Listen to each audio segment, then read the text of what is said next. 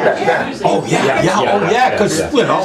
And what happened was Harvey Corbett, who was living in the old house that burned down and now built this new one, he lived to 96 years old. And he'd walk every day, and I would say, hey, Harvey, how you doing? You know. So Harvey says, come into my house. And everything was picked up. It looked good. He goes to a library, he gets a book called Remember My Children. Some guy did a history of the Burtons from England. And this guy lived in Iowa. In Iowa? Yeah, so he just, and Harvey, because he had pictures when he was a kid, had history, he wasn't a Burton, and they gave him a book. And in the back of the book was the 630th print. They didn't print a whole bunch of them. So who has that book? Is that somewhere in the Green Hall Historical Society? I told Karen.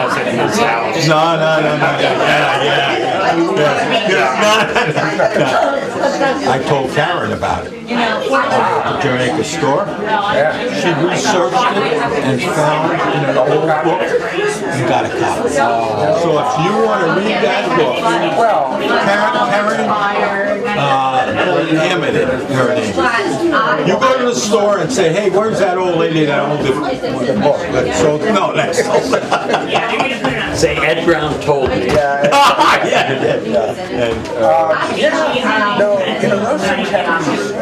Oh, no. Okay. Exactly. This guy was a tugboat captain, Queen Mary and all this in New York. I only knew him from 90 to 96. Just bought my house and doing whatever.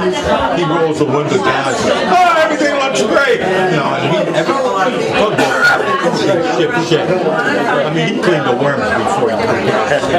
So for him to pay me a compliment, I think I was just, but he was bragging. I just came from New Hampshire. He just bought a reciprocating lawnmower. I've got a great guarantee on it. You talk about optimism. And he probably outlived the lawnmower. I'll tell you what, you didn't want to be, if you were in line at the liquor store, you waited. Because he went over and got his quart or maybe a gallon of rum. I mean, it was a Merchant type guy.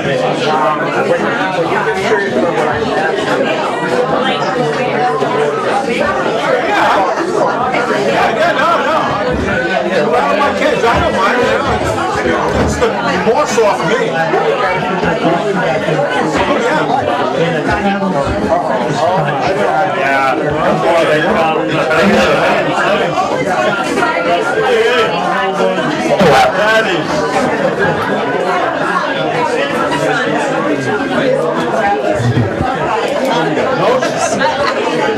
Do you remember anything?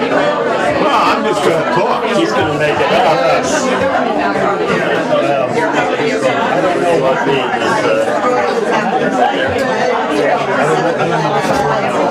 I didn't know it was about the art. No, I thought it was just, talking about everything else, right? Our life. We must have Madam Art.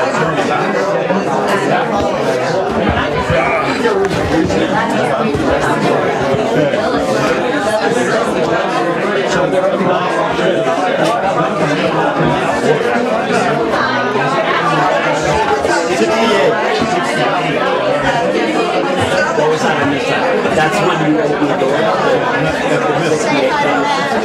Hey, Matt. I can't hear a thing.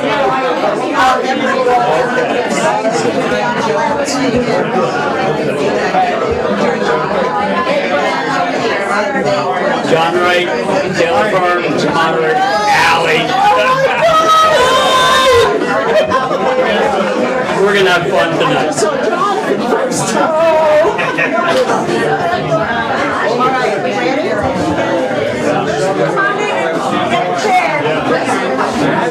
I'm waiting to turn in my body to be quiet now.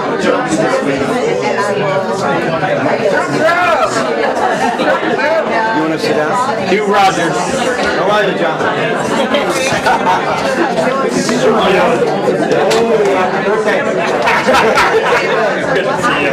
Hi. Ron? Oh, yes. Look, how's it going, bro? Come on in, Brown.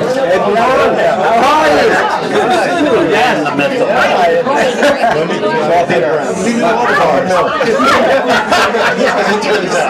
Yeah, oh yeah.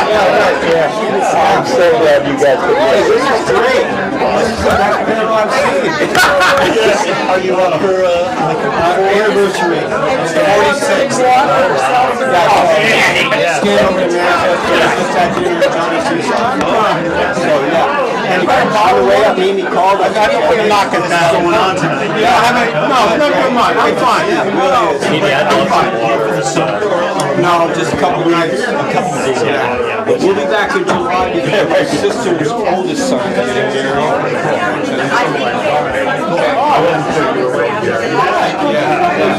I think it's pretty important. Yeah. Yeah, they're well. Yeah, they'll get all the girls are good. Everybody's happy. Yeah. More quiet. My cousin might be coming for a week next week. Because I have John Curtis. She's my son Peter's brother. Let's see how long you go. How about the seat down here at school? Yes, I know Barry. Almost 6. Okay. I went to, we just had our first 6 months, and everybody's hovering. You got a boy, yeah. So all the girls. Sounds great. Yeah. We got this. We got it. When I passed the Gary. It's good. Yeah. So, are you guys going to get questions, or are you just going to? People gonna ask questions. God's gonna ask questions. We have a. You'll get a chance to speak, don't worry. And we'll cut you off right away. Hi, everybody. Welcome to Londonderry Arts and Historical Society Season 2024. We have so many events every year. I was trying to keep track even of what we've already done this year and what's going forward. And this was definitely a highlight last year. And I see a lot of people who are here for that, and I'm sure with the cast of characters we have tonight, it'll be as entertaining. And I'm so glad you can make it. We have calendars of events over here. We have other art classes we're having. There's some brochures about the Historical Society in Custer Sharp over here. So pick up a few things, and if you haven't signed our book, we'd love you to do it. So I'm going to just pass it right over to Mimi, and she's going to pass it over to her brother, and then we're going to pass it over to the rest of the people. Have fun. One thing is, if anybody can identify exactly where the Shell station was in Londonderry, that would be great. We're going to start with Matthew Carroll, who owned the West Bank 71 or 1970 for a couple years, and then Allie took over, and then we go to Ed Brown, who owned the mill, and Ron Prouty, who owned Casey's Pub. And these were all our hangouts in the 70s, 80s. And I guess we'll start with Matt. Matt is coming to you from San Miguel de Allende in Mexico, where I actually visited him last year. And he's on a Zoom. And Bobby Myers, who is there also, is also here. So I'm going to turn them on. Allie, can you speak a little louder? Well, I'm not speaking. When you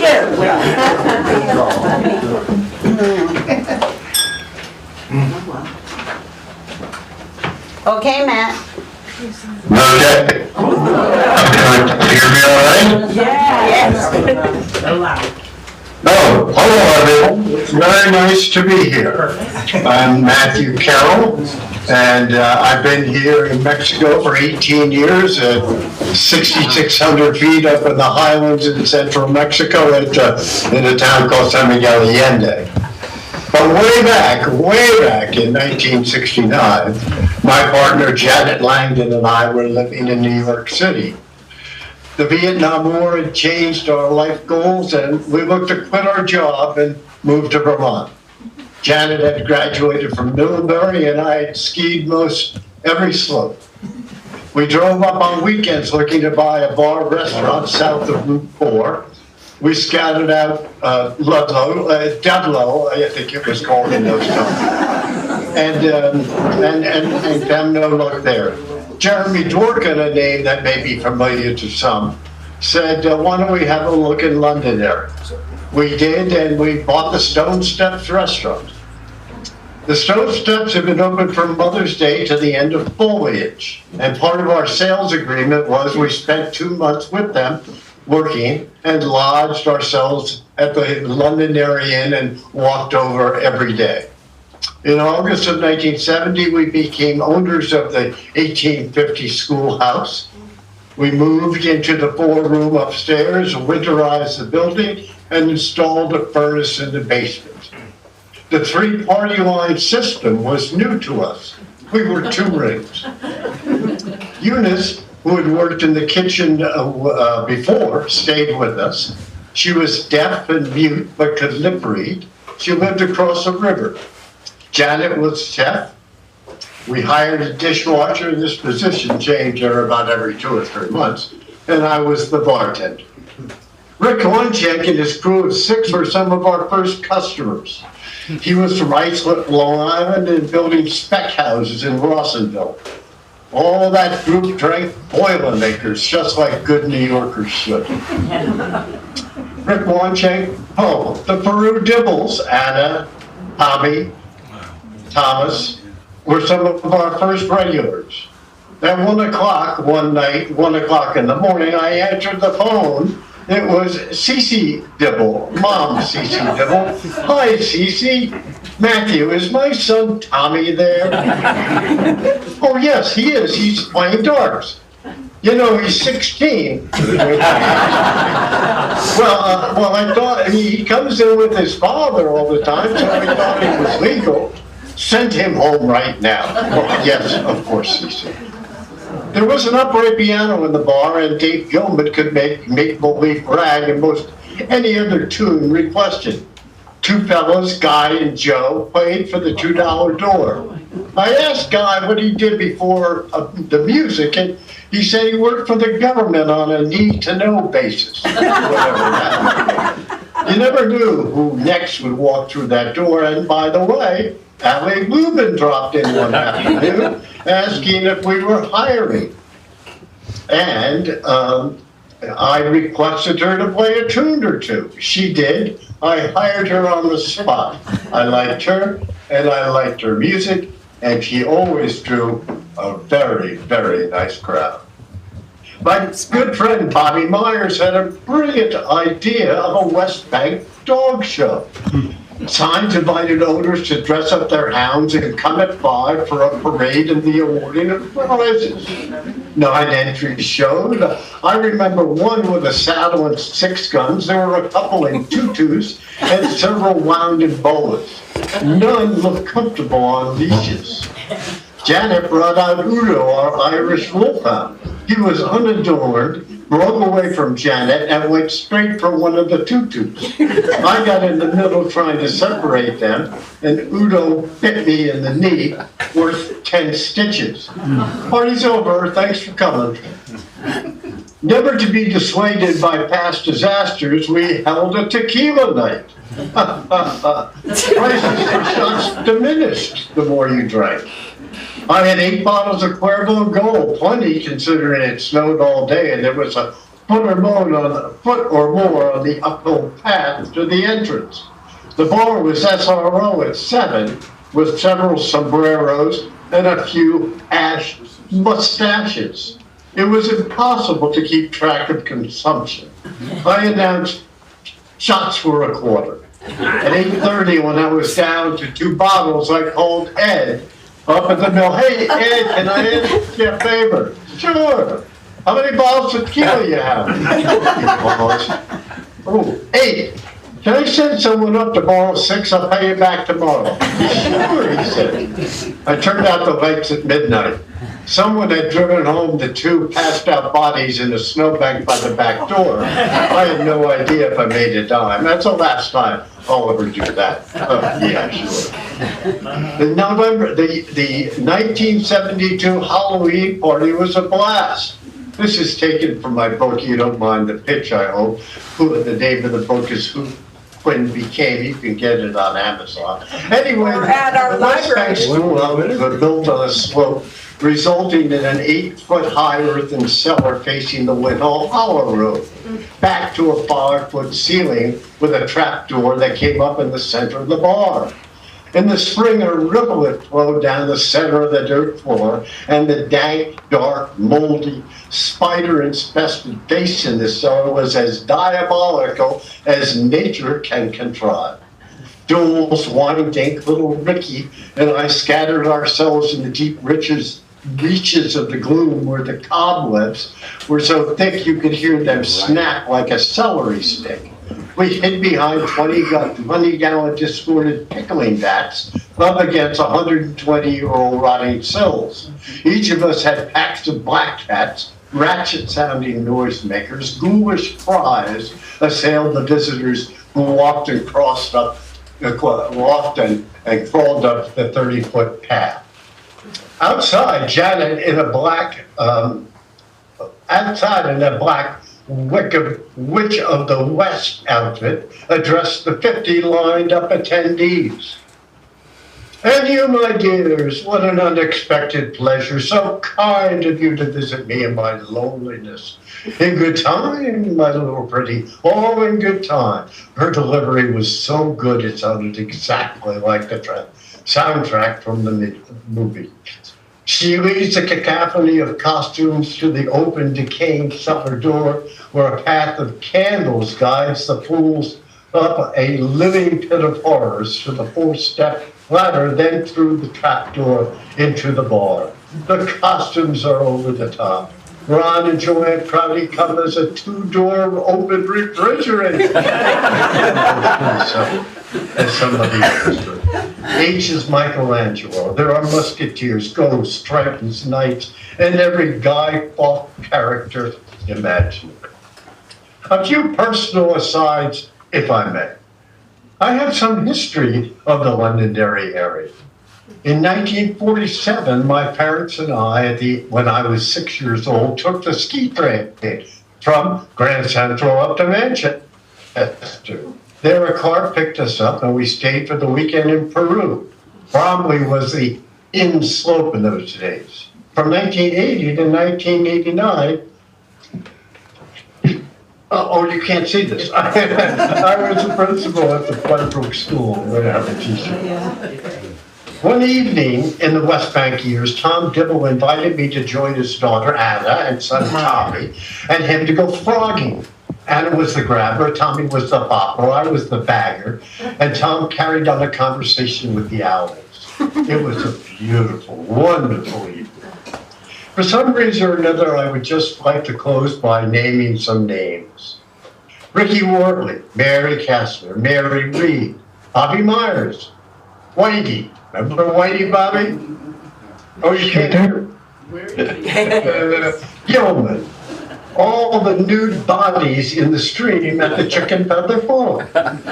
Sandy Reed and his 2 children, Reed and Wright. Arthur Copen, Kim McDonald, Judy Freightwagon, H. Thomas Clark, Barry Rosnoff, Nancy Westland, Wes Westland, Red Fox Mike, Matt Beck, Becky, Peter, and Charlie Moore, Joey Potatoes, Nancy Auerbach, Peggy Walsh, Gail Knight, whose nude portrait graced the bar, Mark Ransom, and a boatload of others.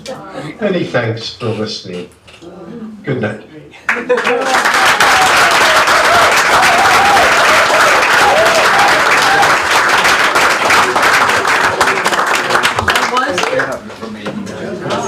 Could you clap for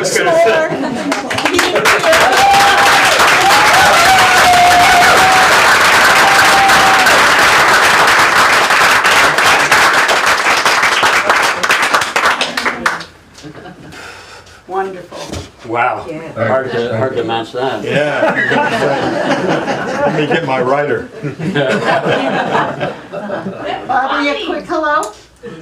Hello, how are you all? I just have one story to add, or many, but there's one that comes to mind that you just gotta hear about. Would everyone like to hear the one story? Yep. Yeah, just checking. So, there was the night that, because I was bartending with Matt, we would take turns or sometimes do the bar together and have little routines going. But one night we were playing, and Matt, you can correct me if I'm wrong, but I believe we were playing liar's poker on the dollar bills and stuff with Windink and some of the other guys. Maybe Ronnie was there too. But we came up with this idea. Well, let's rent a bus and drive down to Pepe's Pizza in New Haven. So, of course, we did that. So the bus came, and we all got on. I bet we had 35 people that went down. And one thing that was said when Matt was trying to strike the deal, he was, look, I'm coming down with a group, Pepe, or his son-in-law or his son or whatever. And so can we get some kind of deal for bringing a whole busload down? He goes, we have busloads every 10 minutes. No. So it was great. So we had, I think, a keg or two on board, okay? And believe it or not, I don't think, someone can correct me, Ronnie may remember this.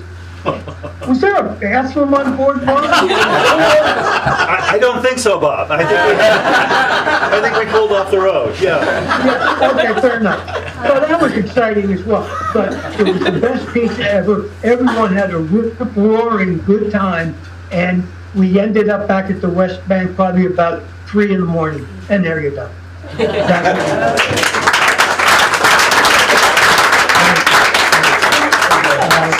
So, I can give now the mic to someone else who has some great stories.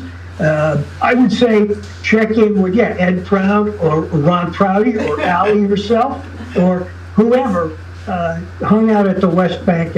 And unfortunately, I would love to have you hear from Mark Ransom.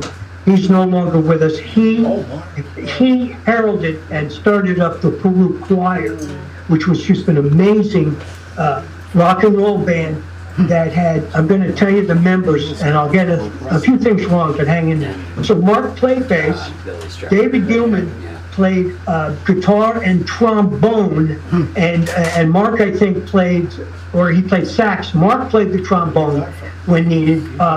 Joe Henderson was the guitar player, and Randy Hayden, a friend of Anna's, I believe, who went to school, prep school with her, she was the singer. And I want to tell you, they could rock out.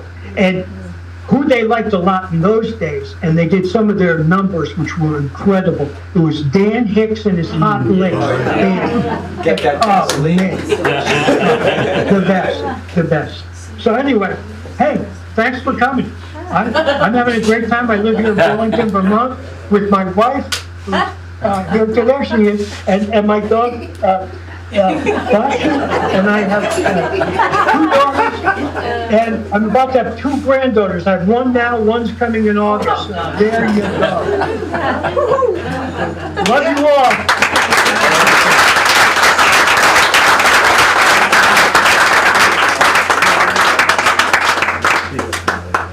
So I'm going to keep it on if you guys want to listen, right? Sure, You should be able to hear us. Yeah, Okay. I'll thank mute you. myself here, though. And I would say throughout the evening, if anyone has recollections of, we're going to keep it strictly to Ally, I think you muted West me, Bank, Casey's, because I don't hear anything. the mill. I can hear you, Bobby. But if you have reminiscence, please But feel free to the join. West Bank. I don't know if I Actually, can. I should mute you. I will mute you. Ally, we can't hear you. For a reason. Unmute. How's that? Okay, you can hear me now, right? Okay, we can't hear you, so you can do whatever you want. Ally, do you have anything you'd like to add to the? You bet. Yeah, good. But it's only a few minutes. I wrote it so I wouldn't forget anybody or anything.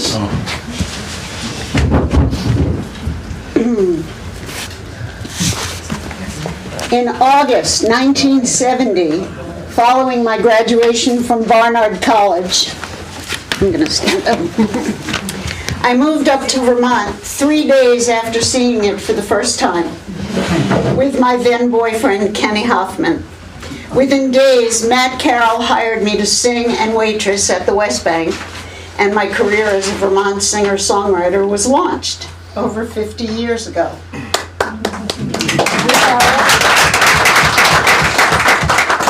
You guys want to see me while I talk?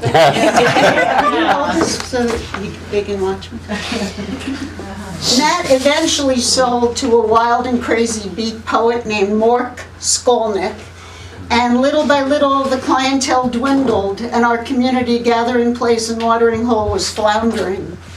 So I made a deal with Mork that I would run it for a year to get it back on its feet, and he would stop standing on the tables and reciting poetry. Thus began a year of hanging out at the West Bank, our home away from home, with live music, delicious home-cooked food, thanks to Casey Henson and Bonnie Bokenkamp, a lively bar attended by Craig Henson, Gary Bokenkamp, and Doug Clark, and non-stop foosball and darts at any hour. When the septic system leached through the retaining wall, we built a stone wall out front that remains there today. Though the old bar and restaurant is now an apartment building.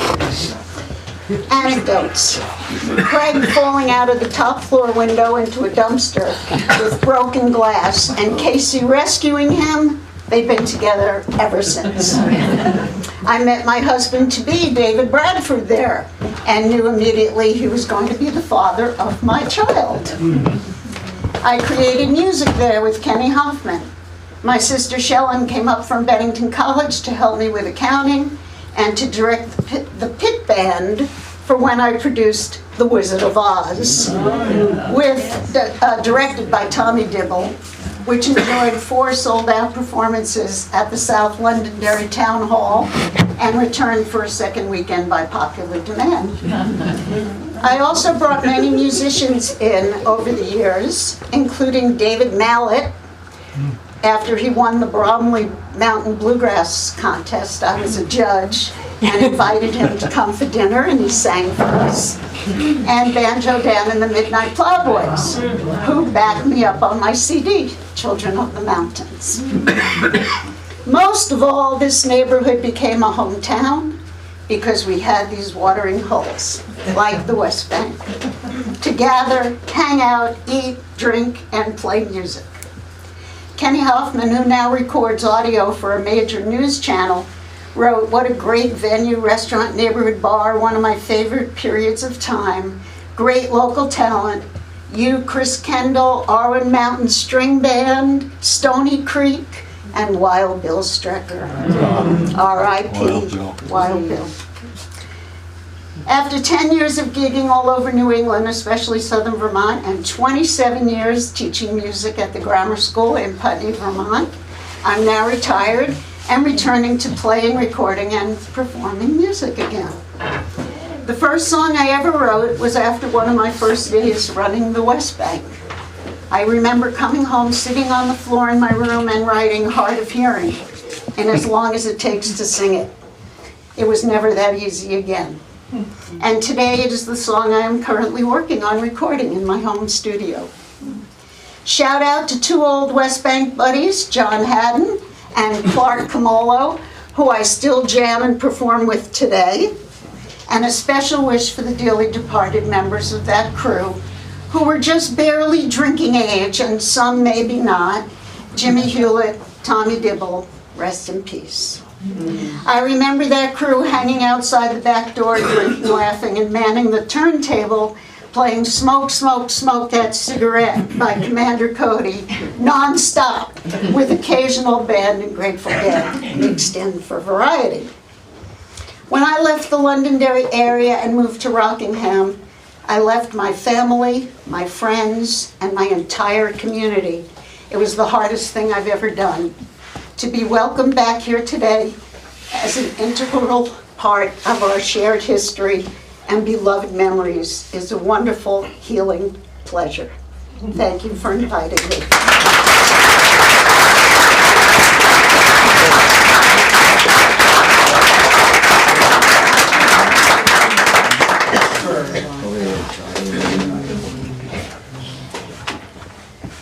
Sorry, Matt, I have to close the Zoom, but if you want to re-sign in, you can. I'll start it again, okay? I only get a half hour. So. Thanks, Mimi. That was wonderful, Alan. Yeah. Thank you. Can you hear me? Sally, can you hear me? Yes, we can. Oh, I just wanted to say thank you very much for putting this together, and Mimi right as well. It's been a lot of fun. Wish you were here. Yeah, good seeing you, Matt. Bobby? Yeah. Yeah, really good. Thank you. Thank you, everyone. Okay. Okay, I'm closing and I'll reopen. Okay. Anyone else here with any remembrances of the West Bank? Too many. Also known as Stone Steps. Yeah. Fourth, yeah. It was a great local restaurant. Where was it? It's in South Londonderry, right On where Winhall Hollow Road. 2 houses from Landman, the old Landman's hardware store. This is Remember old 85, Landman's hardware store? but now it's a park. Is it on the left? And it's got a stone wall in the front. That will. Where's your stone wall? Show to Bruce. It's the one right at the end of the bridge, Winhall Hall. Yep. No, not at the end. No. One in. One in, after the hotel. Is there a hotel? I'm getting. Matt mentioned his wife at the time, Janet, and she was a phenomenal chef, and it turned out, and really, we didn't know what we were eating at that point. Of course, we were young and crazy, but she had a great reputation and really did well there while they were there, for sure. They were a good team. They were married on Pratt's Bridge, probably the only couple to be married there. Ron, do you want to? No, Oh, Ed's next, Oh. in chronological. I just knew he's going to talk like No, not quite. Ed Brown, everyone.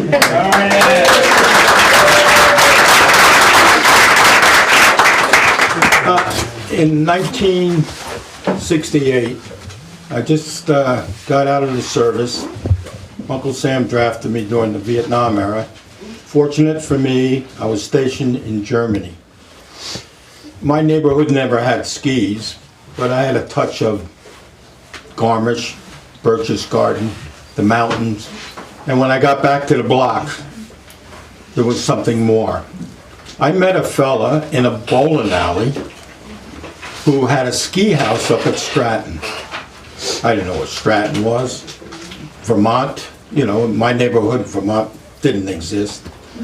And I said, I was lean and mean, I just got out of the service. I was an athlete in school. I decided to take up skiing. Come from a German and a Russian parent. I figured the cold weather wasn't going to bother me.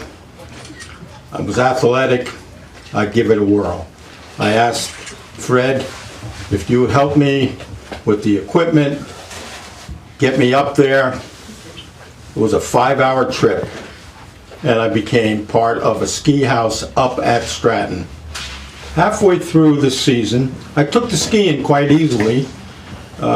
Athletic as well as the cold weather didn't bother me. But I'm also an artist. That was my profession. I'm a graphic designer. Went to an art school.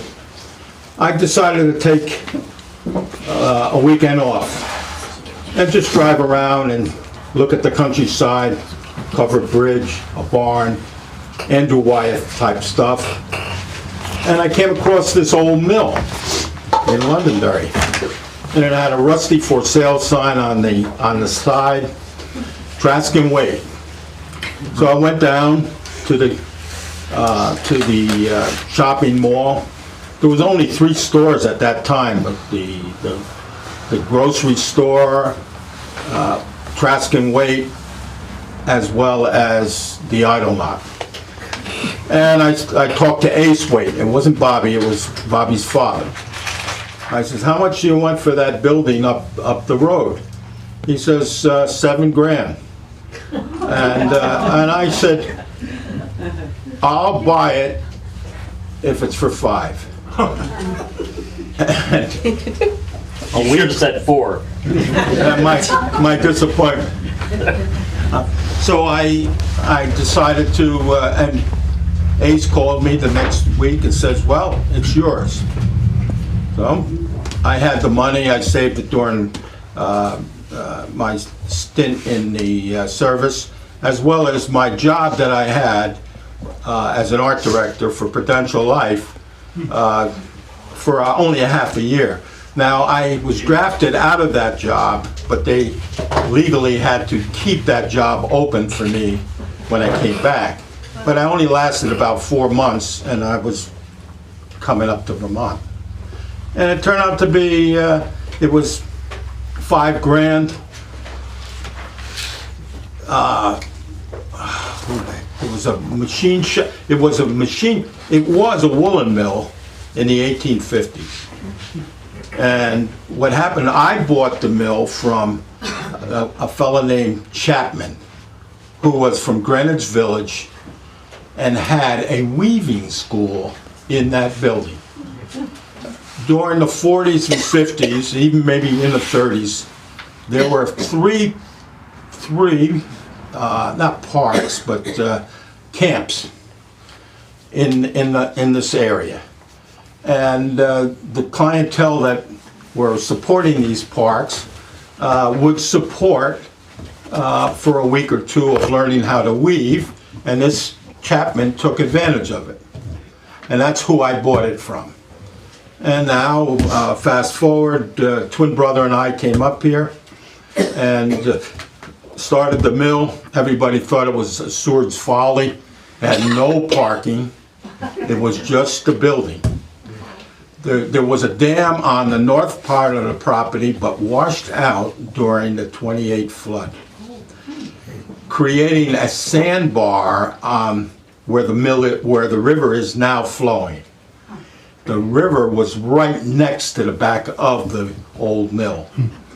For me to be able to get parking, I would either have to build a bridge or divert the water back to the where it was originally.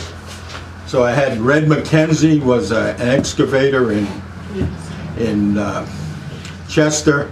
He was putting some development in at Bromley and had this big, huge TD-25 bulldozer. It was massive. And so we approached him and we said, can you dig a berm, move the river?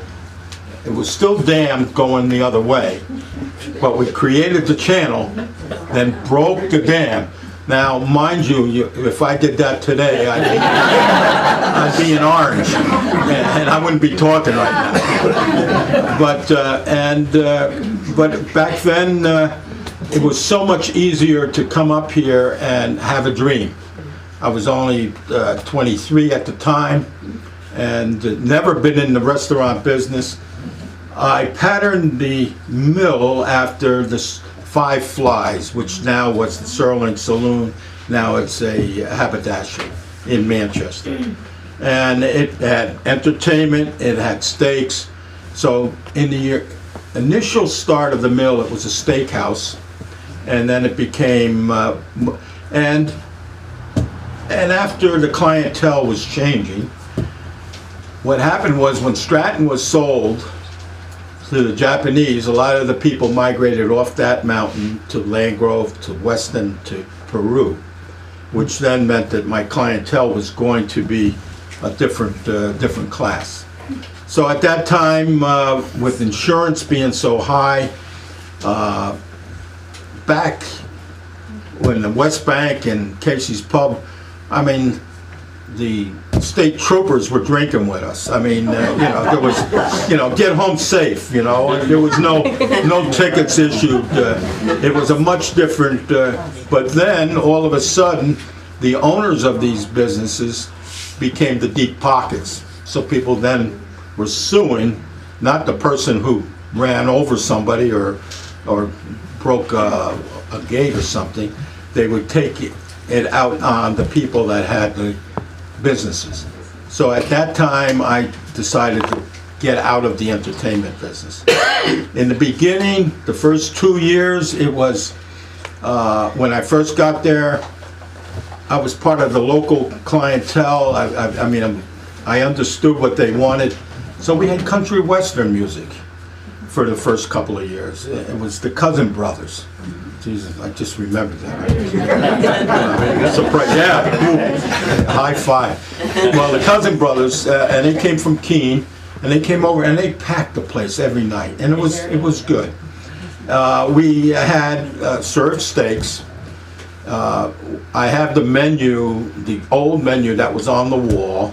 Someone gave it to me. They stole it off the wall 45 years ago, and they brought it back out of, I guess they wanted to make amends before they were going to wherever. And it turned out to be, there was only 4 items on that, and the highest price was $4.50. And, but and it was a salad, a steak, and baked potato cheesecake, and that was it. We had to serve food at the restaurant or any bar. That was the state rules. Yeah. You had to have food as well as alcohol. So we accommodated the steaks. But then when the clientele was moving closer to us, we decided to get out of the entertainment because of the cost of liability, and we decided to go more for food. But in the early days when it was, and the mill was fortunate in a lot of ways.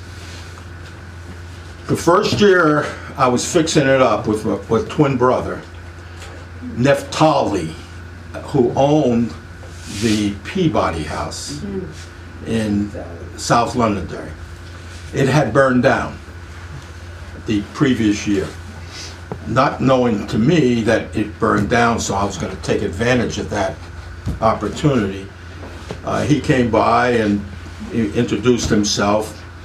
So I had a head start of food, entertainment, and another place to go.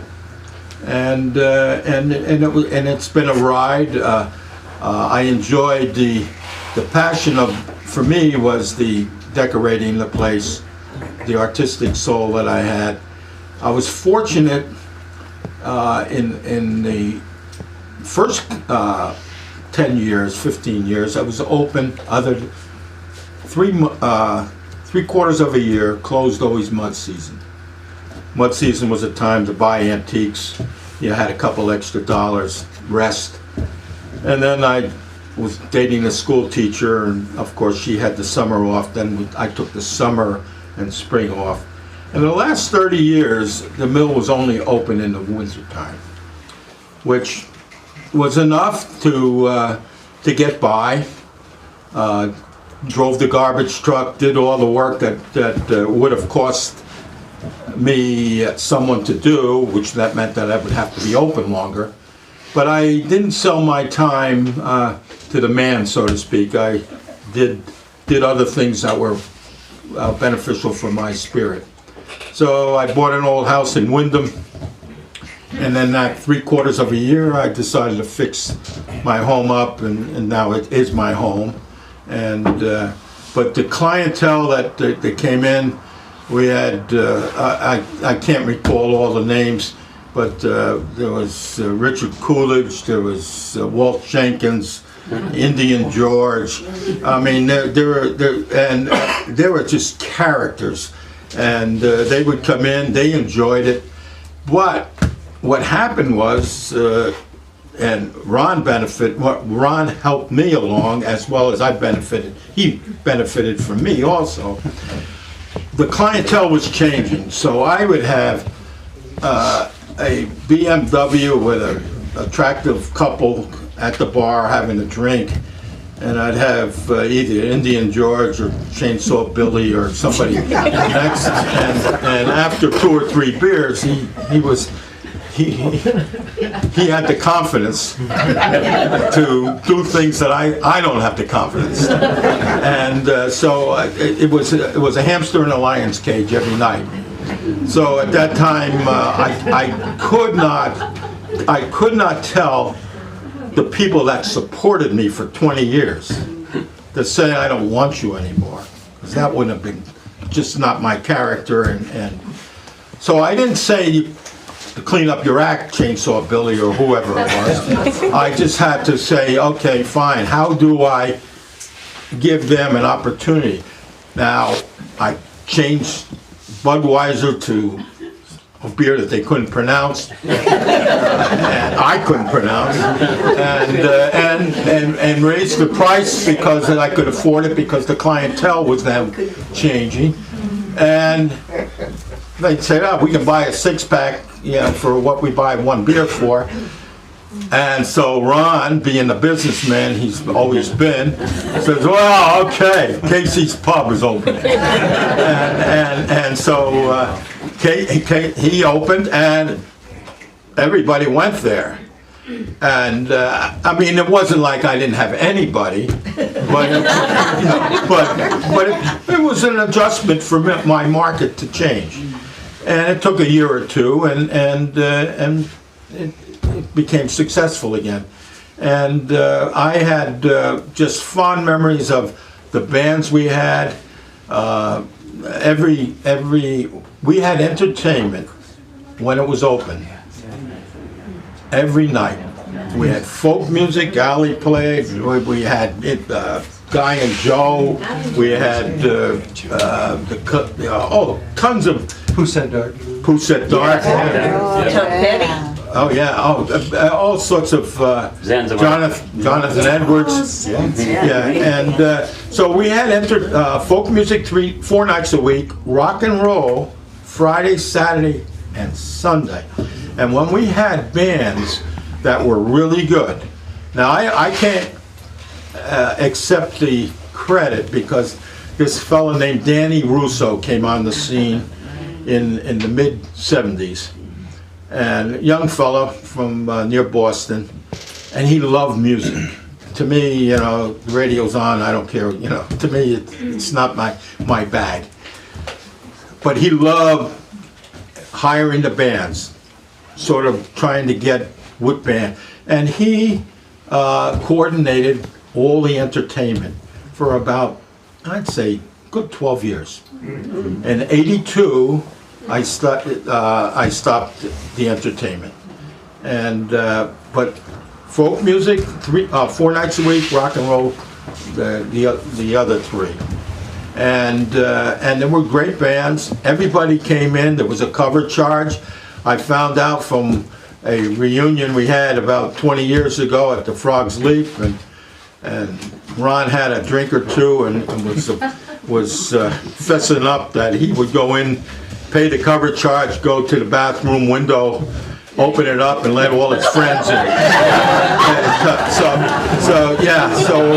So I hope I'm on his will. He should think about it. You hold me. But it was fond memories. I love the diversity of the clientele. I never catered to the warmest things for me were the guy down the street pumping gas, not making as much as the other people that are coming in, would save enough to sit by the fireplace with his lady and have a nice meal. Nice. And that was that meant me, I never took reservations. And if somebody came in with an attitude that I was the maitre d', now I didn't have 6 shooters on and all that stuff, but I grew up near New York and went to school in New York. I have street sense and I understand people. And if somebody came in and says, "Well, I want a table and it's 8 o'clock and it's going to be an hour and a half wait or an hour wait," and they're going to, "Hey, I got a line out the door. I don't need you. I need nice people."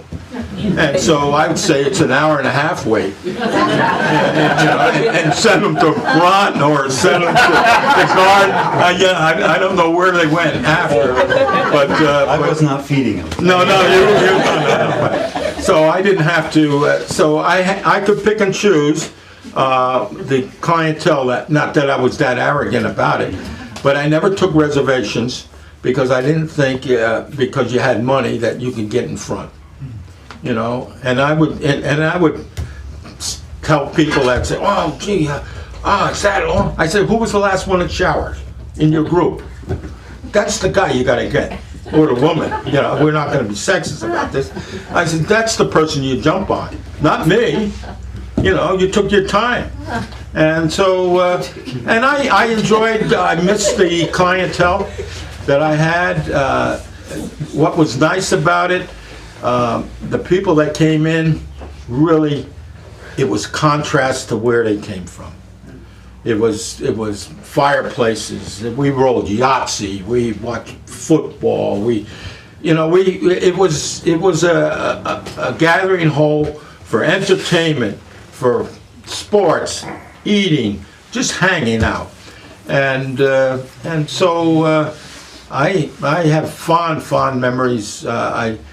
My journey, I told a young woman that was talking to or interviewing me the other day, I said, "It's not the destination, it's the journey you're on." And that 50 years of being in business was a beautiful journey. And I'll never, you can't replace it, and it's part of my heart. But I definitely have to thank probably half the people here, or even more than that, for keeping me in coin to be there for 50 years.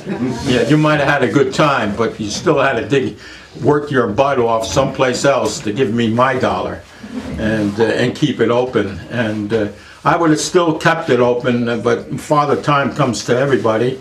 And, busting a table now would definitely kill me. Where before it was $1.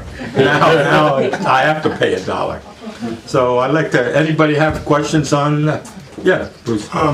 You mentioned the clientele, but I just want to give a plug for the staff. You had great staff. When I was working there, it was just really almost spiritual. We just got along really well. Yeah. I just met a couple of waitresses at a party just a couple weeks ago, and it was like a great reunion. So you mentioned once that you pick staff by their energy.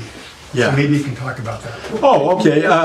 Well, I never hired anybody. I hire them by the eye contact, the firm handshake, and what they don't say. It's not what they say. It's what they don't say that gives me the idea. And you know what? It was running the kitchen, running the mill. We'd have 18 people working there. Now it wasn't a big staff. Good, Bob. What do you need? What was the most miserable night you had? Miserable. You know what? I don't know. You know what? I'm a pretty optimistic guy, so if I stub my toe, it's long forgotten. So I don't put that. I don't leave that in my grill memory. But so the the kids that worked for me, they were a part of a team. And I was a jock in school, so I was, you know, a part of a team. So, you know, to me, the excitement was to have everybody coordinate, make the salads, get the food out. And if anybody's in the restaurant business knows that it's balls in the air with the wind blowing. And you, it's not always easy. And when everybody pitches in and helps, and everybody was treated equally, you know, with the chef or the guy doing dishes. Because if he didn't clean the dishes, we weren't selling food. And the girls coming back with how to land the empty plates. So it was a team effort, and what happened was everybody that worked at the mill enjoyed it because it was they were making money going out for a weekend. They got away from their kids, whoever was taking care of them.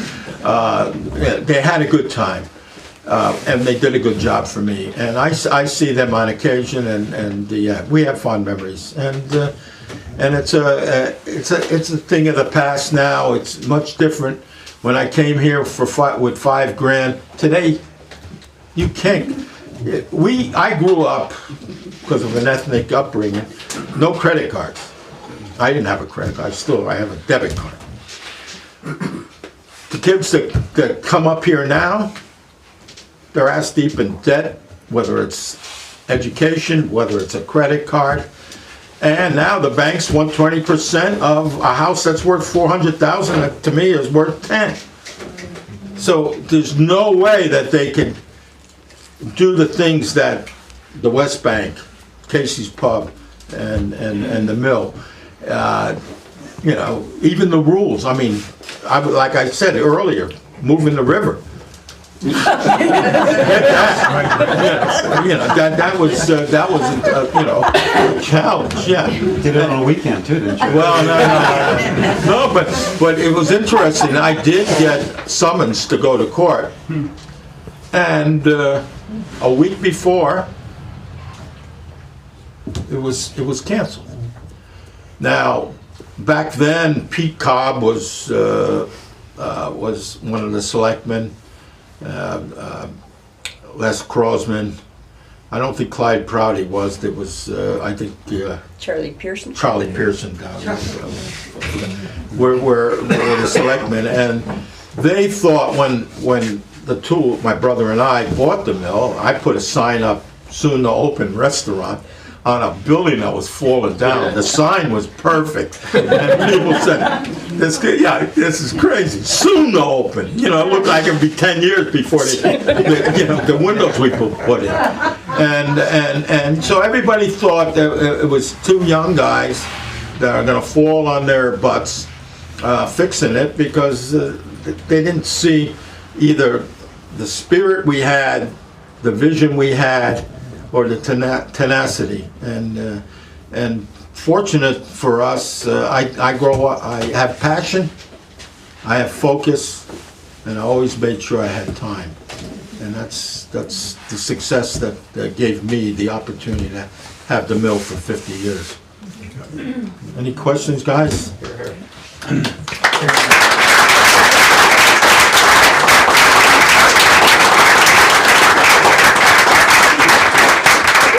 I thought Matt Carroll was amazing. Exactly. One thing, Ed, you know, I might have lifted the window up once, but... Once, but 1,000 people showed up. The reason I doubt that is because I don't know if you had a window that opened it. Well, shortly after that, I did nail it. Right. Yeah. But the dancing there was amazing. That's what I remember. You know, your dance bands you got there were just incredible, and the town was all there. It was. Oh yeah, it was great. Yeah, for sure. So. What do you think, Ron? You got something to match that? No. Oh. One thing I have discovered just now, though, is that I guess I've been visiting watering holes for some time. It seems to be a pattern that's going on. For this whole town. Yeah. You're not alone. Yeah, right. Not alone. Yeah, those voices are. So Ed mentioned his menu shift in his restaurant at one point, and so I forget exactly how it happened, but Maury Oliver, who was a fellow in town and owned the movie theater for a while, and I noticed that a large group of, Reggie Sear had a big, large construction crew. R.M. Buck was a name that was across he had a little 100-person crew, carpenters. They were all building up on Stratton. Those two guys were really busy, and they all used Bellows Falls Trust for a bank. And they would all gather sort of in the little parking lot there outside of the bank, cash their check, and just be hanging out. And so we drove by one day, and I said, "Oh, that looks like an opportunity right there." And so, that might be okay. And Maury and I got together and decided, and it must have been about this. Well, it was probably end of May or in the middle of May of '83, and we said, let's try to put a little bar there in the shopping center. And so we went to Dick Foley at Bellows Falls Trust, got a little loan from him, and went up, talked to Bobby Waite. He said, "Yeah, we could do something like that." I think we might have disguised it as a nice little eatery and everything, but, which was our intention at one point, sports bar, eatery, and it took us about a month to get the renovations done and to an empty space that was there, and get the permits. Like Ed said, it was a little bit easier in those days. If you just stuck your nose to it, you could go talk to the right people and get that done. And we opened on July 4th of '83. At that point, you guys will all remember, most of you probably will, that the fireworks were always shot off up in the graveyard with Walt Jenkins, aforementioned Walt Jenkins at the controls up there, after a few drinks. And one time I asked Walt, I said, "Who's your insurance company?" And he goes, "Run and Hide."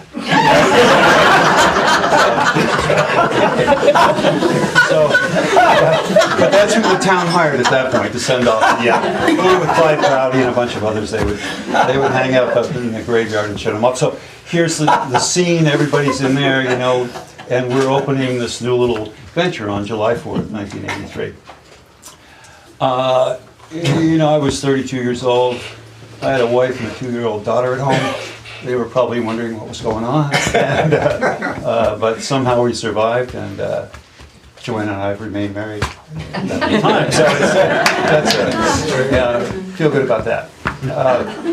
So we ended up a sports bar. We started out, we were heavy into darts, and the aforementioned Dibble crew from up in Peru.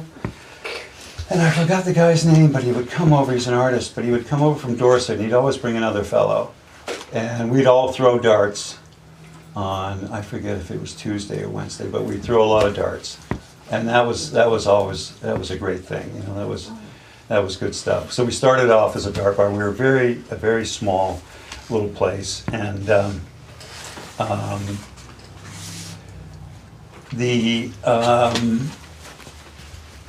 the next year, so when we just did sandwiches. Basically, we were a pretty good lunch spot to start with, and we had sandwiches. And if you'll look over at our sign, that one of the signs I have, we had lunch 12 to 4, and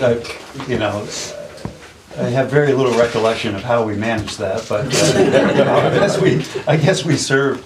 I guess we were open at 12. And there we went. I do remember having to come there in the morning and settle up the cash drawer and go over to the bank and get everything set for the drawer, whoever was coming in, before heading off to construction. So.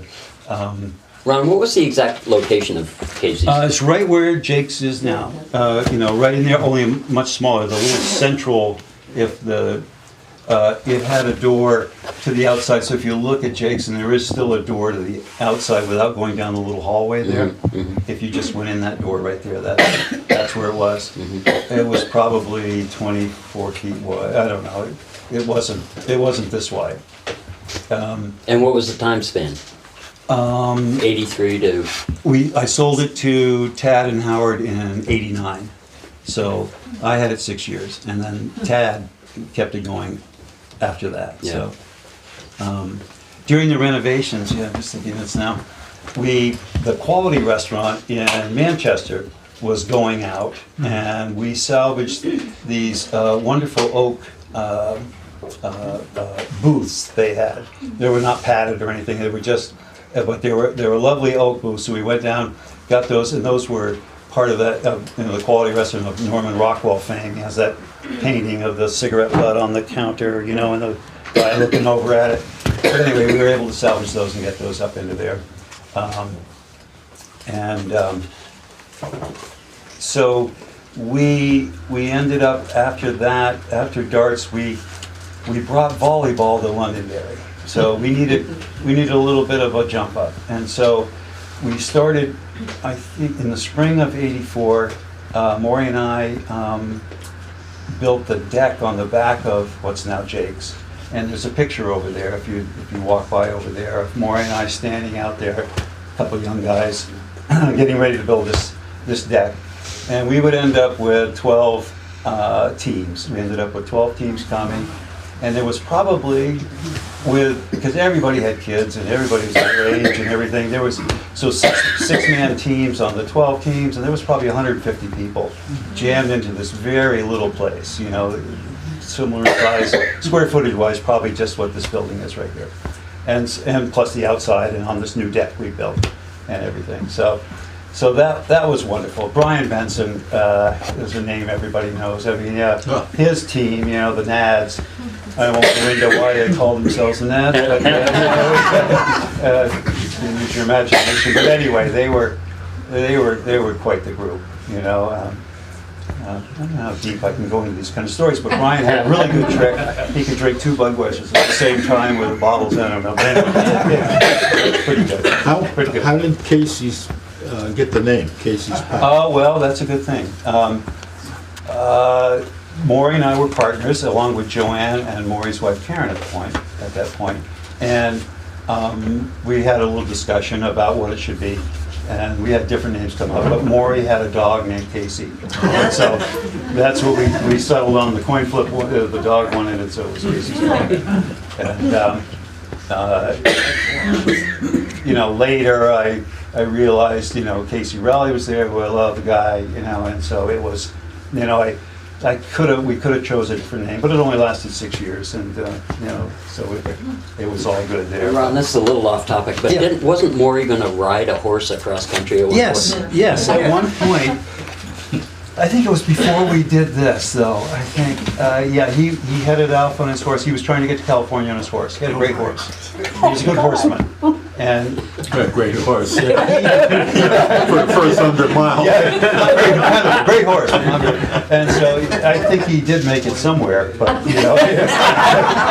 he showed back up in town a few days later. With no horse. With no horse, yeah. The horse stayed in Pennsylvania or something like that. Anyway, so we ended up with volleyball. I should put my glasses on. I've got some notes here, but anyway, which was great. The Red Fox had volleyball earlier than that, and Gurry's had a huge league down in Manchester, and we had ours. And so the Red Fox was more like a little party going on. Gurry's was league, and we were league, but there was a lot of volleyball being played in the mid-'80s, 1980s around the area. It was amazing. Everybody was on a volleyball team, so that was kind of fun. In about sometime, I guess in either 84, it must have been either 84 or it wasn't 83, so it was 84. A little story. Myers, Bobby, mentioned a bus trip, and so Casey's had a nice little bus trip too. And there's a photograph over there in a little frame, and feel free to pick it up, and on the back side I've got everybody's name that's on there and kind of a little shadow drawing where they were, and a few I'm stumped on, but there's some nice old Londonderry faces and whatnot on that. And so we called that trip to Fenway 36 go down, 35 come back. So we're down there, and these bus trips, if you've ever been on one, and especially if it's a bar is involved, we empty the bar, everybody, boxes of booze and beer and everything, get on board. We're drinking all the way down. We get to Fenway, and we say, okay, buddy system, everybody team up. You got to stay with somebody the whole time. And so off we go. Yes. Off we go into the stadium, and there we go. So the game ends, and we all get back to the bus somehow. And we do a head count. Okay, we're counting heads. And we go, oh shoot, somebody's missing. And everybody, looks around, and Clyde, proudly, goes, shoot, it's Doug. It's Doug. Doug's missing. We go, oh my God, okay. Everybody just stay right where you are, and we'll go find him, and we'll be right back. So Maury and I get off the bus. We don't know, we're in the middle of Boston around Fenway. We look around in a few spots, and lo and behold, huddled in a doorway are Squeak and Kevin Grover. And we said, holy shit, we didn't even count you. You're missing too. Our count was a little off. And so we get them back on board. And we continue to look around. We don't find Doug. He's nowhere. We get back on the bus. Clyde, what do you want to do? Let's roll. Let's just roll. Okay. So we roll. And we cruise on back. Well, turns out the next day, Clyde gets a call. And Doug's in jail. And there was a little problem in the hot dog line, and he didn't have his buddy with him, and off he got carted to jail. And so Steve had to drive down and get him. His brother Steve had to drive down and get him and bring him back. I can mention these names because we've told this story 100 times. And when they were alive, rest in peace, all of them. They laughed at it too. But that was a good trip. We sponsored softball teams. There's another photograph over there. It's a little trophy. We must have really felt good about ourselves because there's a third place trophy. It's Edgar Stoddard, Terry Stoddard. I think it was Corey's on there. Corey Stoddard, I believe, is on there. And Pat. Oh shoot! I just had his name and I forgot. But there's some Londonderry faces on it over there that might be kind of fun to look at too. And there's also a little picture there while I'm staring right at it of what Joanna and I looked like when we opened it. And in that picture is Paul Kaplan and Maury and Karen. Yeah, Paul Kaplan was a bartender for us when we first opened. He had the sports store in the shopping center, and. He was a good guy. He and his wife Susan both worked with us there, so that was fun.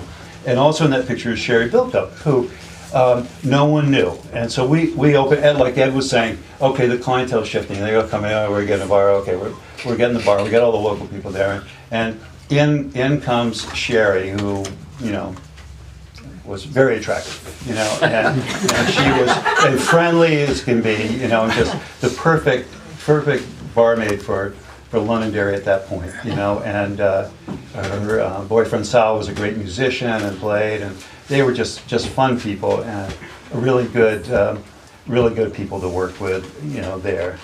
So yeah, we sponsored softball teams. We had that volleyball league, which was great.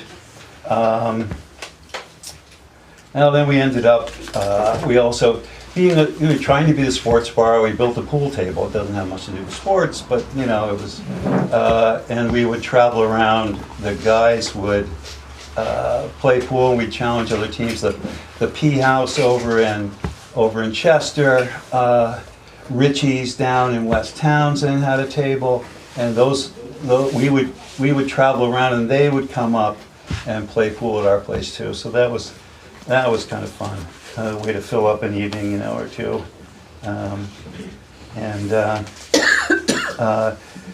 So in about '84, Maury's life took a turn, and he moved off to Florida, and left the bar for me. And it wasn't anything great at that, it would just get by.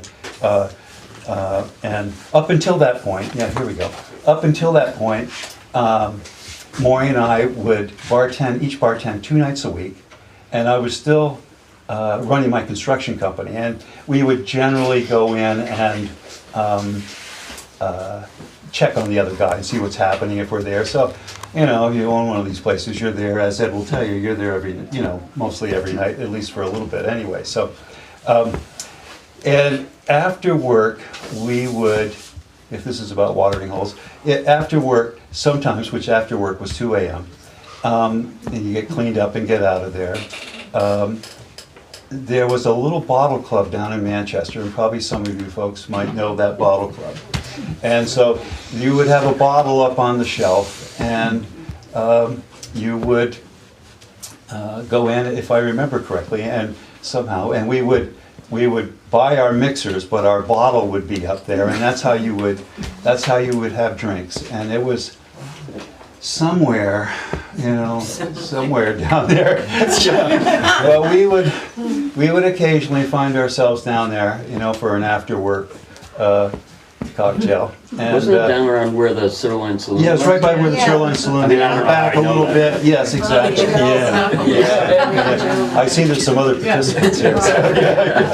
Right. Ron, that's when I told you to sell her. Yeah, that's when.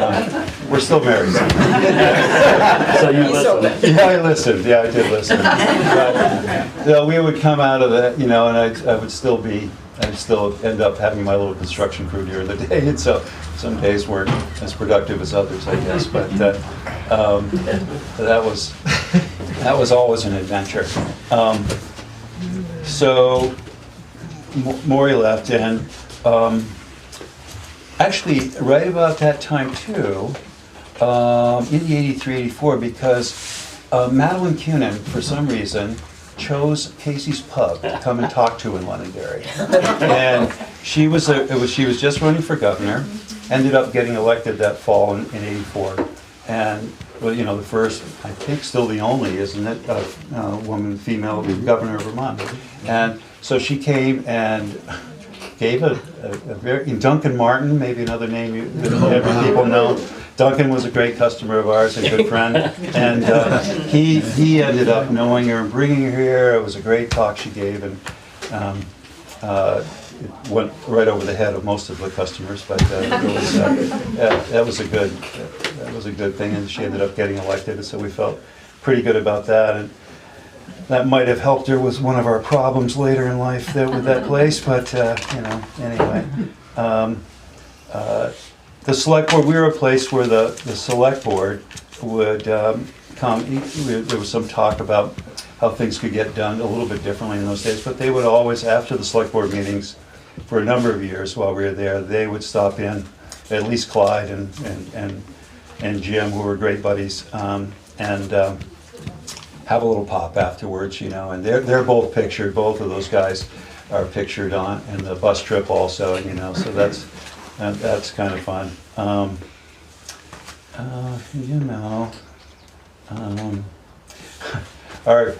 We had sandwiches. We made really great sandwiches, and our one attempt at this ended up being this bar. It was pretty much a bar, sports bar, drinking thing. But we did try spaghetti night. And we actually had a Coleman stove back there boiling water for our spaghetti. And we'd serve $2 plates of spaghetti and with bread, and I remember that. And of course, the pricing was all different. Budweisers were $1.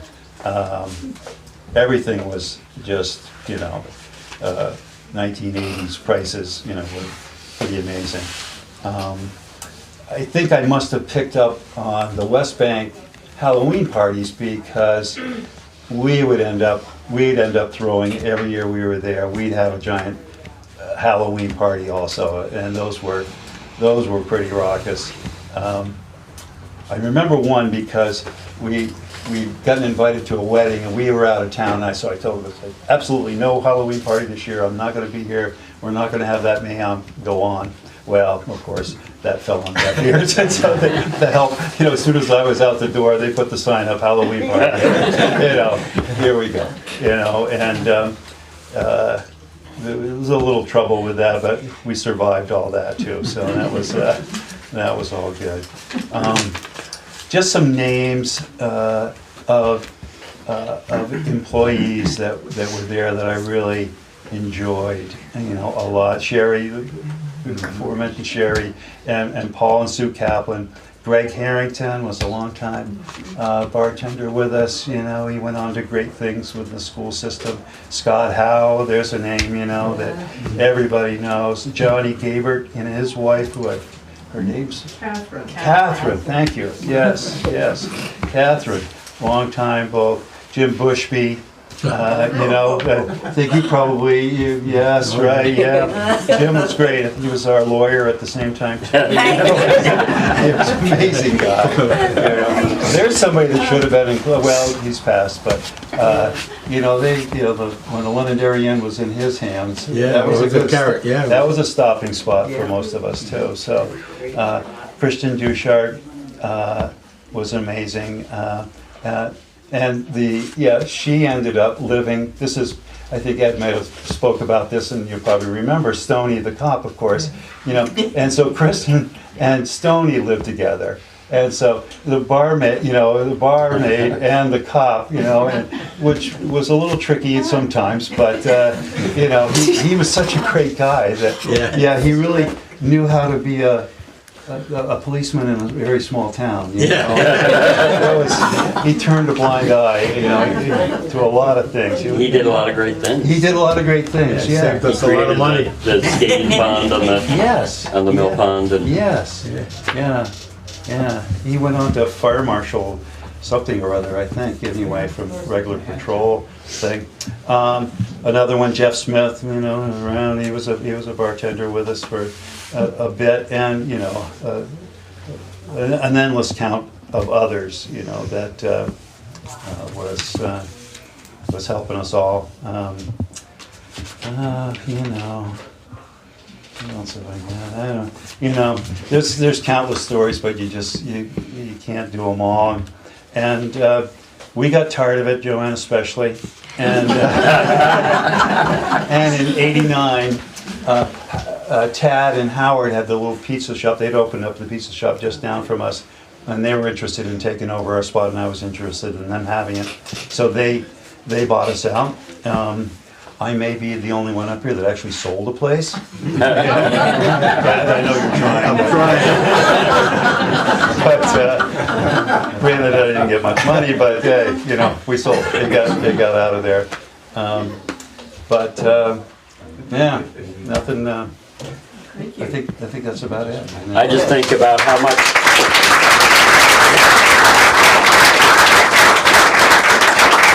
I think about how much you all enrich the fabric of our community, and we appreciate that.